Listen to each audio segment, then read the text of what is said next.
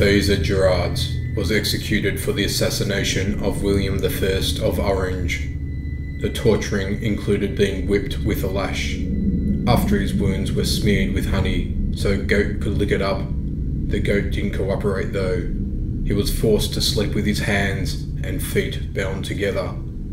A weight of 300 pounds was attached to his big toes for half an hour. He was fitted with well-oiled, two small shoes made of uncured dog skin. He was put in front of a fire so the heat contracted the shoes and crushed his feet.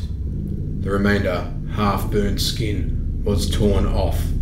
His armpits were branded. He was dressed in a shirt soaked in alcohol, and they poured burning bacon fat over him. If this was not enough, they placed nails between the flesh and nails of the hands and feet. The magistrates decreed that the right hand of Gerards should be burnt off with a red-hot iron, that his flesh should be torn from his bones with pincers in 6 different places, that he should be quartered and disemboweled alive, his heart torn from his bosom and flung in his face, and that, finally, his head should be taken off.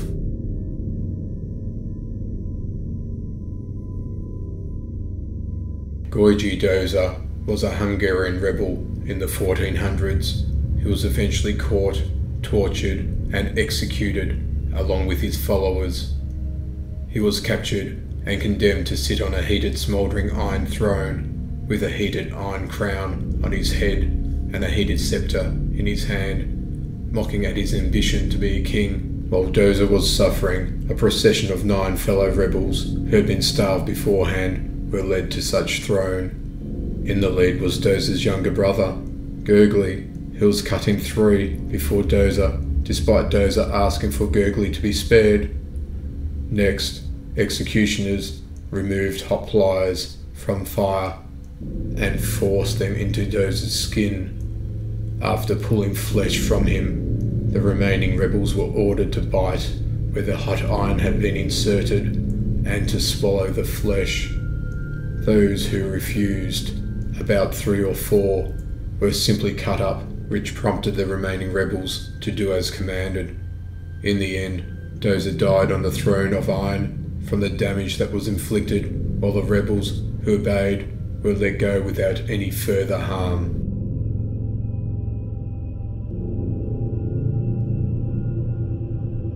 On the 20th of July, 1981, 24-year-old David Allen Kirwan from La Canada, California, was driving through Yellowstone's Fountain Paint Pot thermal area with his friend Ronald Ratliff and Ratliff's dog Moosey.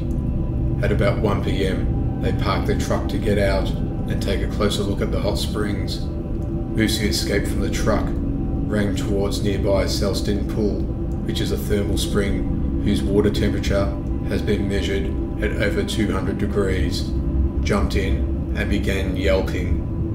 Kirwan and Ratliff rushed over to the pool to aid the terrified dog, and Kirwan's attitude indicated he was about to go into the spring after it.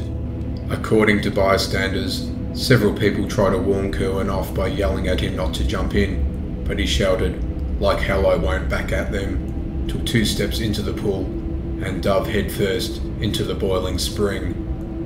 Kirwan swam out to the dog and attempted to take it to shore.